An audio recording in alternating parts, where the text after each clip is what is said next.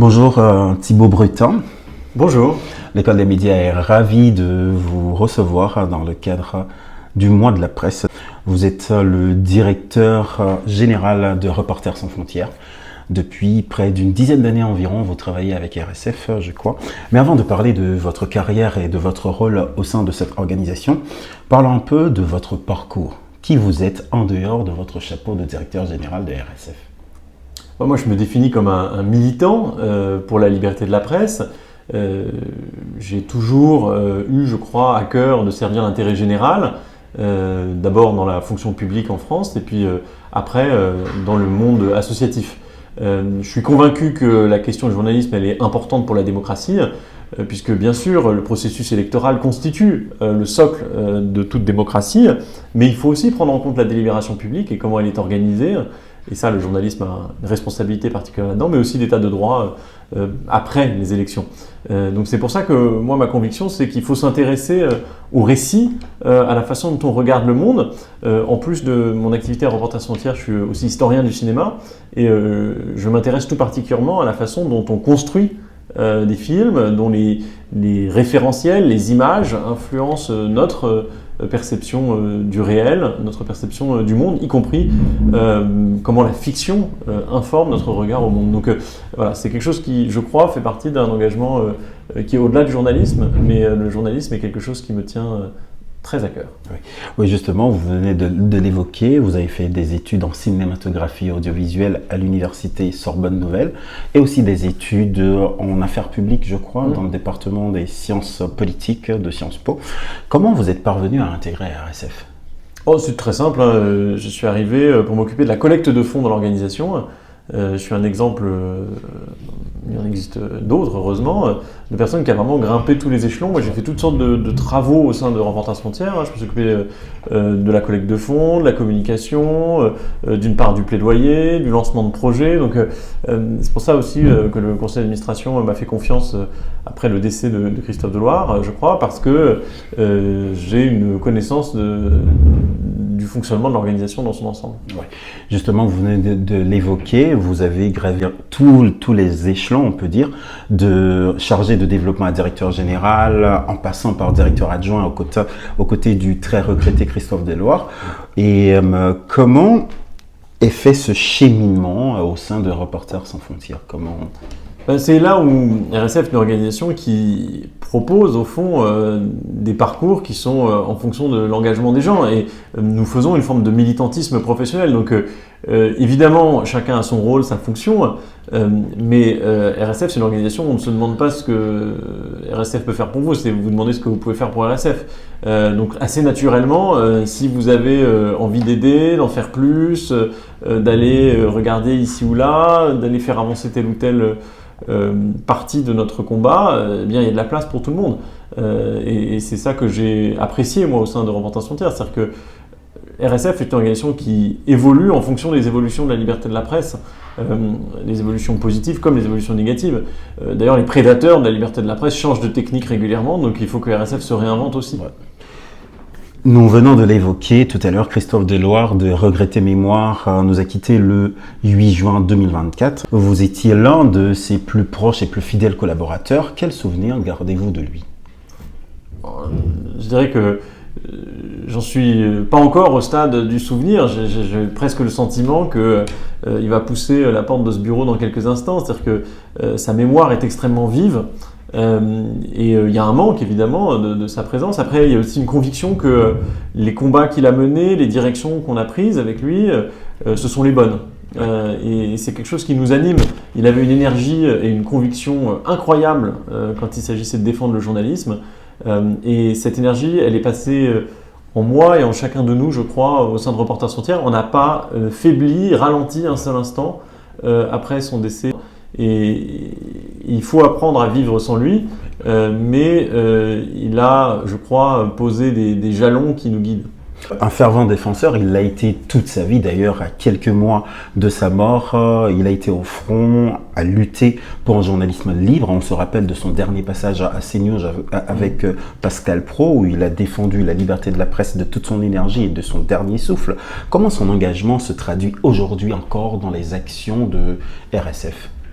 Disons que Christophe Deloire était pour beaucoup de gens le visage de RSF, mais derrière RSF, il y a toute une équipe de près de 60 personnes qui travaillent au quotidien.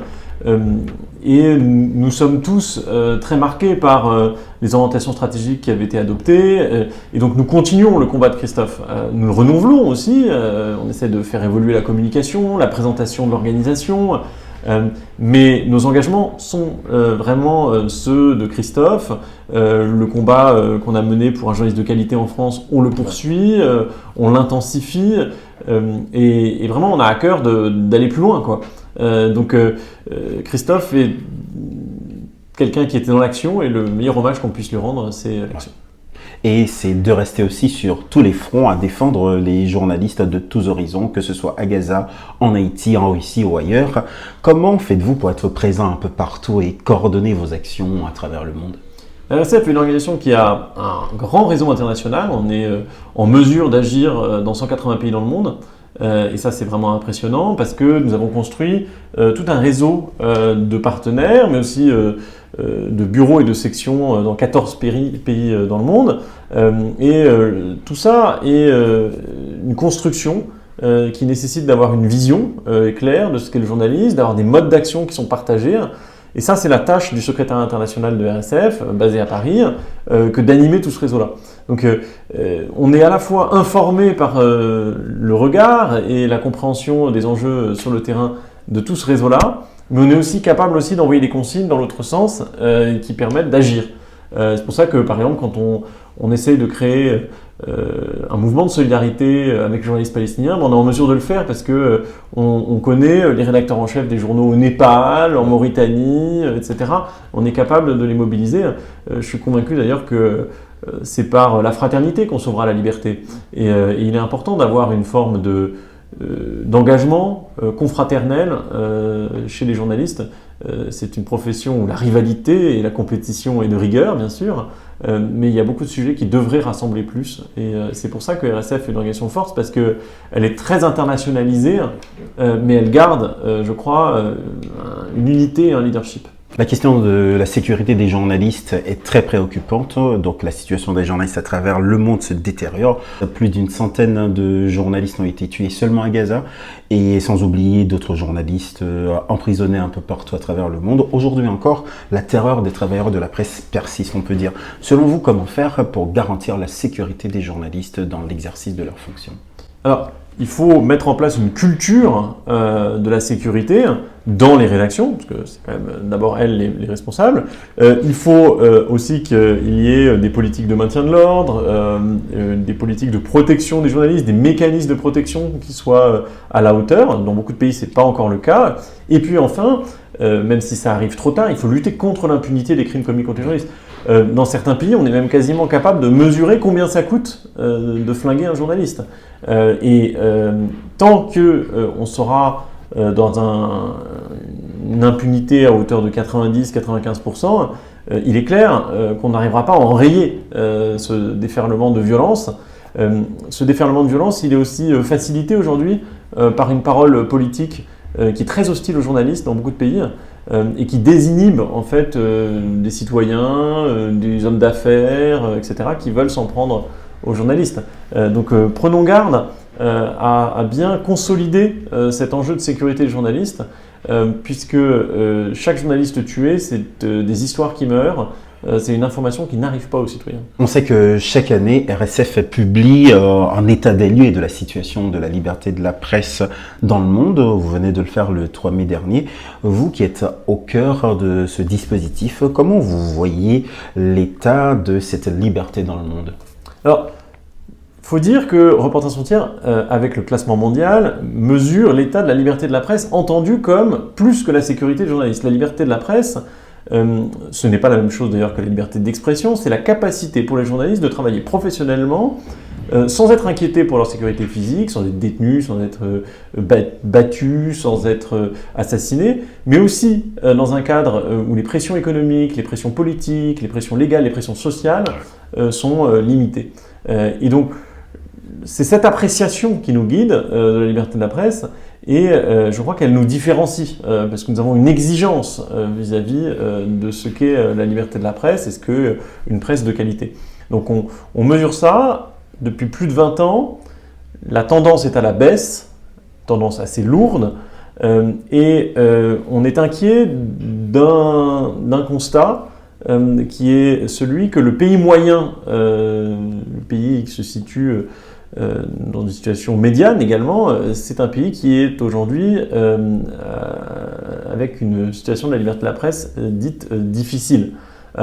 C'est inquiétant de voir cette baisse. Elle est due évidemment à la dégradation de certains facteurs, notamment la sécurité des journalistes, mais pas que.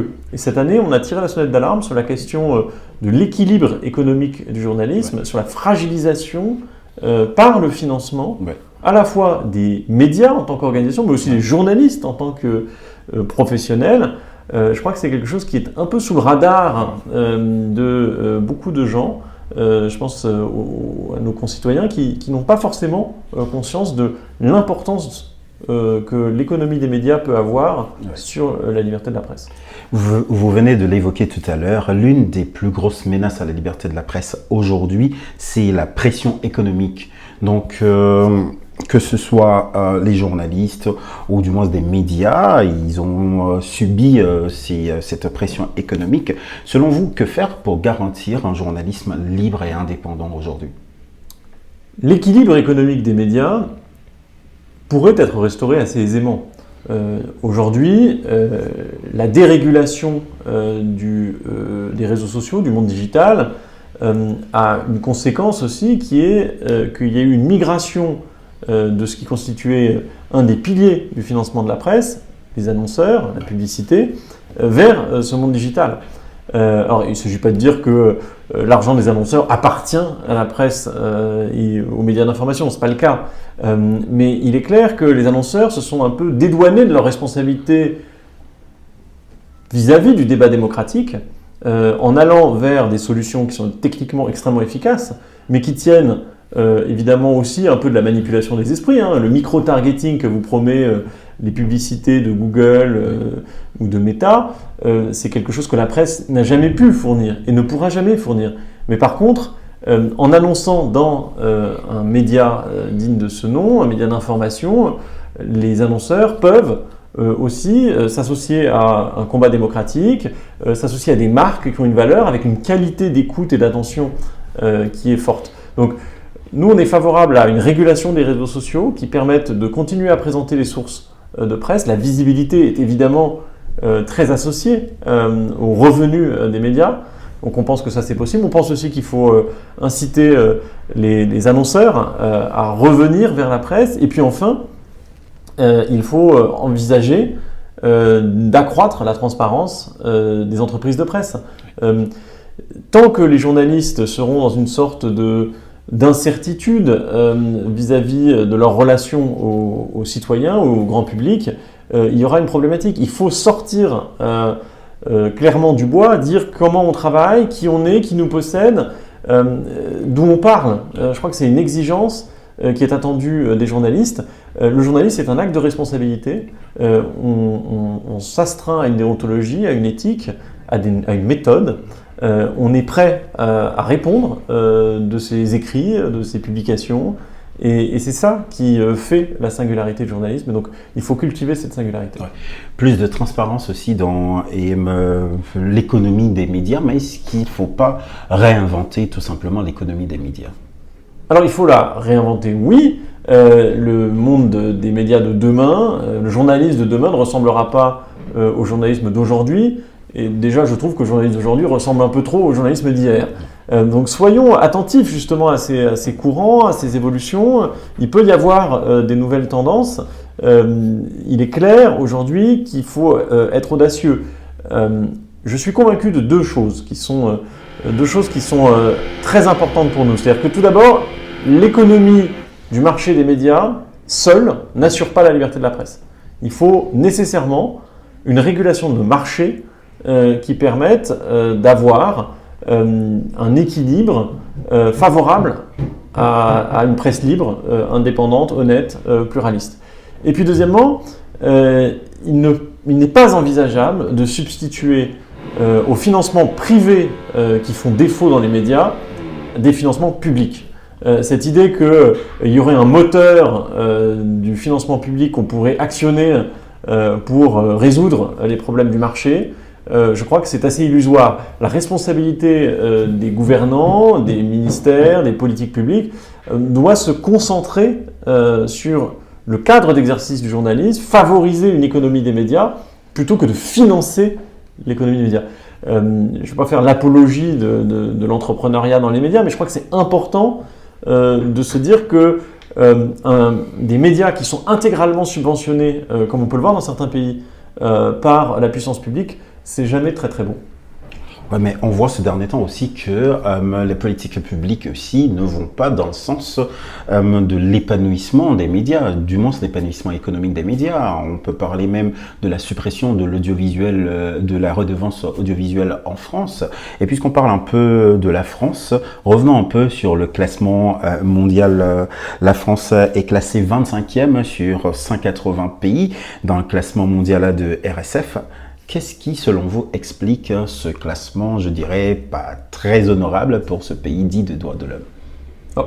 25e sur 180, c'est quand même pas mal. Ouais, quand même. En revanche, nous sommes insatisfaits d'un certain nombre de points en France. Il y a tout d'abord une problématique de sécurité des journalistes qui passe un petit peu sous le radar de la perception des grands médias. C'est notamment ce qui s'est produit en Nouvelle-Calédonie.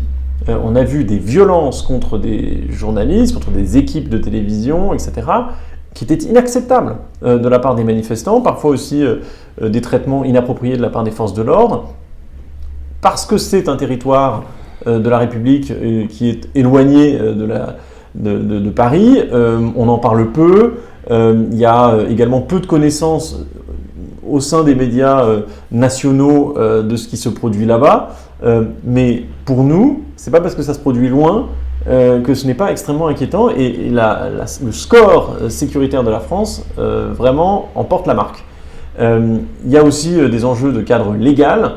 D'ailleurs, la France, à bien des égards, ne nous paraît pas complètement en conformité avec les exigences du règlement européen sur la liberté des médias qui va rentrer en vigueur le 8 août prochain. Il y a des dispositifs de lutte contre les concentrations des médias, par exemple, qui ne sont pas effectifs. Il y a aussi une régulation des médias audiovisuels qui est, de notre point de vue, un peu trop coulante. Et je pense qu'il faut avoir une exigence à l'égard de la France, qui est un pays dont l'écho au sein de l'Union européenne est important. Indépendamment du fait que nous y sommes basés, il y a quand même quelque chose qui se joue en France, qui va être un test pour un certain nombre de politiques publiques. Donc on comprend que c'est vraiment un combat et aussi une nécessité de continuer à protéger ce bien commun qui est la liberté de la presse, même dans les pays dits démocratiques, les pays les plus démocratiques sur la Terre. Il y a ce besoin-là de préserver ce bien commun qui est la liberté de la presse.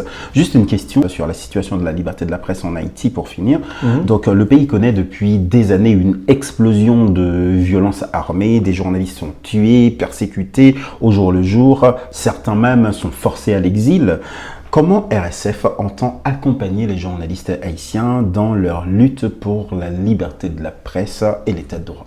Donc, Haïti est classé 111e au classement mondial. La situation est en détérioration. C'est terrible de voir à quel point, dans une situation qui était déjà très grave, néanmoins, chaque année, on observe un repli, un recul. Nous sommes alarmés à la fois de la situation sécuritaire et des conséquences qu'elle a pour les journalistes, mais aussi du contexte économique dont je parlais. La disparition de la presse papier, l'incapacité des médias haïtiens d'organiser des réseaux de distribution, etc. Tout ça, ça fragilise profondément les médias haïtiens. Et nous avons lancé en avril 2024 un appel de 90 journalistes appelant à un sursaut en faveur de la liberté de la presse. C'est une base solide pour avancer. Ça nous a permis de compter ceux qui, en Haïti, sont prêts à s'engager avec nous.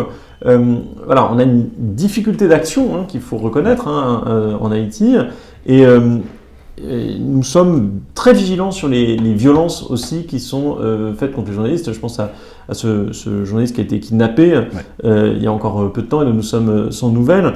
Les gangs jouent un rôle qui est désastreux, détestable vis-à-vis des journalistes. On a appelé d'ailleurs les forces de maintien de la paix, notamment les forces kenyanes, à se saisir de ce sujet, à en faire une priorité. On a un dialogue exigeant avec eux là-dessus. Nous, ce qui nous importe maintenant, c'est de passer les vitesses pour pouvoir être en mesure d'aider concrètement des rédactions. On n'a pas réussi à matérialiser le soutien à beaucoup de ces rédactions. J'aimerais qu'on le fasse dans les années à venir, et pour cela, il nous faut évidemment l'accord, l'engagement des journalistes haïtiens. Je crois que en ce moment il y a des choses qui se font et que probablement RSF sera beaucoup plus présent en Haïti et aussi sera beaucoup plus. RSF a toujours été aux côtés des journalistes haïtiens, mais sera beaucoup plus présent et beaucoup plus effectif dans l'accompagnement et aux journalistes haïtiens. D'autant que RSF était une organisation qui a été historiquement assez présente à Haïti dans la suite de la catastrophe naturelle, et ça c'était quelque chose qui faisait notre fierté. Donc la dégradation des conditions aujourd'hui nous empêche à bien des égards de pouvoir agir plus efficacement. Mais voilà, notre ambition, c'est de suivre les violations de la liberté de la presse, de les documenter, mais aussi d'être un acteur du changement, de proposer des solutions qui sont efficaces pour redresser la situation. Eh bien, Monsieur Brutin, merci. Merci à vous.